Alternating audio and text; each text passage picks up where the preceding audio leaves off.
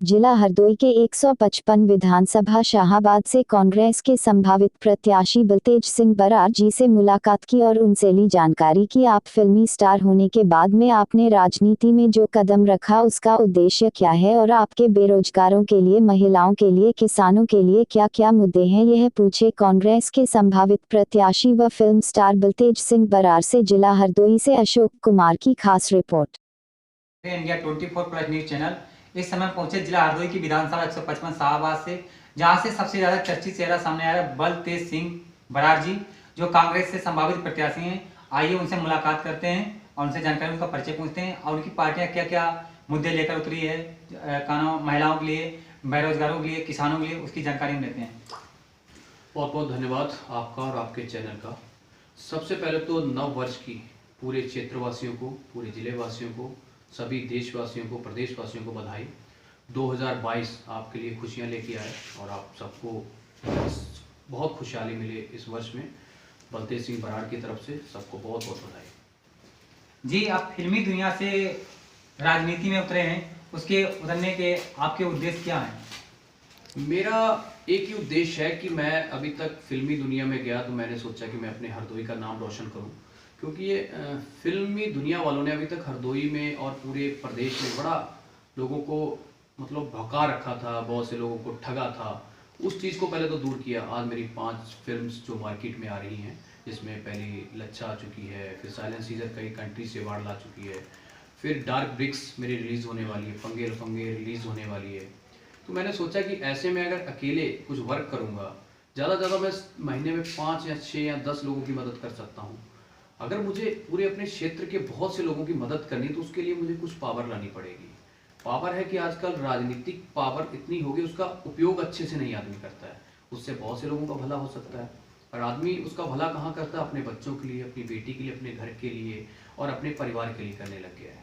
जो कि क्षेत्र से सिर्फ वोट लेता है, जाति धर्म पे लड़वा के, जाति धर्म का वास्ता दे के, ठीक है, काम का मुद्दे पे नहीं कोई आता है। तो ये चीज़ बहुत दिक्कत आ रही है। सर, कांग्रेस की पार्टी की तरफ से किसानों के लिए, बेरोजगारों के लिए, युवाओं के लिए, महिलाओं के लिए क्या क्या मुद्दे हैं, उसके बारे में जानकारी दीजिए।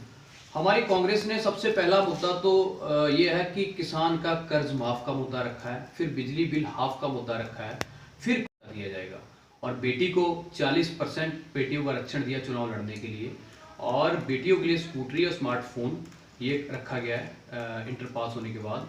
और हमारे कांग्रेस पार्टी ने जो जो लोगों से वादे किए वो पूरे किए। पहले कर्ज माफी का देख लीजिए, उसने पूरा किया। आज तक कांग्रेस की ही नीतियां और जो चलाई हुई योजनाएं वो चली आ रही हैं। आवास देख लीजिए, पट्टों की योजना देख लीजिए।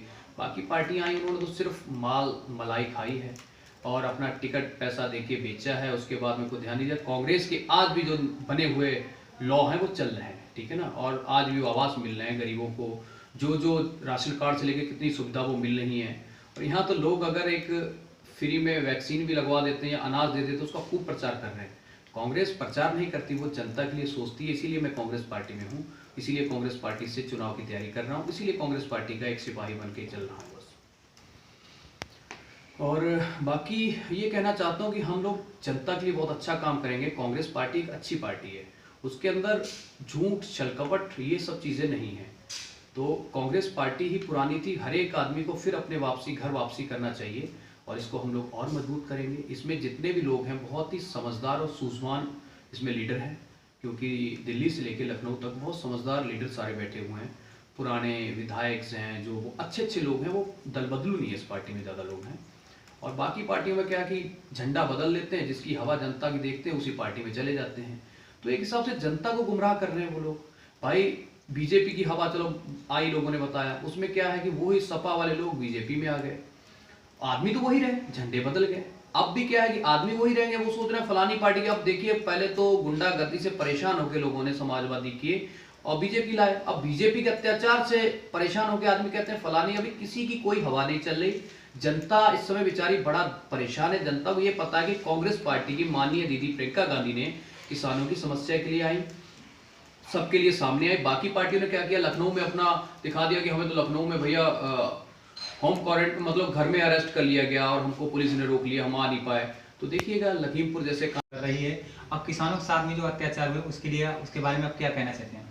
आप खुद बताइएगा, किसानों के ऊपर कोई मंत्री और उसका बेटा, मतलब मंत्री का बेटा गाड़ी चढ़ा देता है, वही मंत्री हरदोई आता है तो खुद ब्राह्मण होके एक ब्राह्मण की ही इंसल्ट करके जाता, जो बीजेपी का ही पदाधिकारी ब्राह्मण होता है, ठीक है ना। आपने देखा होगा हरदोई में। अब उसके बाद उसको आप बर्खास्त भी नहीं कर पा रहे, उसकी बोली भाषा, पत्रकार भाई हैं आप लोग, जमीनी स्तर पे काम करते हो, सब हमारे भाई हो, सब आप लोगों से कैसे अभद्र टिप्पणी से वो बात करता है, वही मंत्री, उसको आप लोग बर्खास्त नहीं कर पा रहे। इतना क्या लालच है आपको ऐसे व्यक्तियों से? तो ये पार्टी की जो नीति बीजेपी की है बहुत बदल चुकी है, इससे लोग बहुत त्रस्त हो चुके हैं। ऐसा नहीं है कि हिंदुत्व मुस्लिम पे कितने दिन आप लड़ा लोगे लोगों को चाहिए उनके चूल्हे में आग, उनको चाहिए रोटी। कोरोना टाइम में सबने देख लिया, अगर आपने 5 किलो या 10 किलो अनाज दे दिया, उससे किसी की बेटी बीमार है तो एक टाइम में डॉक्टर ने ले लिया। इससे कुछ नहीं होता साहब, जब पेट की आग बुझती है ना, वही सारा कुछ याद दिलाती है। जात धर्म की तो थोड़े दिन की बात होती है, तो आप लोग थोड़े दिन का फायदा उठा लेते हो। कोरोना टाइम में सबने बिजली का बिल जमा करना पड़ा, किसी का कोई माफ नहीं हुआ, किसी व्यक्ति को कोई फ्री दवाई नहीं मिली। कांग्रेस ने हमारी ने 480 रुपए का मतलब एक कोरोना मतलब पैकेट बनाया था दवाई का, जिसमें पैरासीटामॉल और कुछ दवाई, विटामिन सी, कई चीजें थी, तो वो फ्री बांटे हैं, ठीक है ना। कोरोना टाइम में बसें भी हमारी तो पार्टी ने लाके दी कि मजदूर अपने अपने घर पहुंच जाए।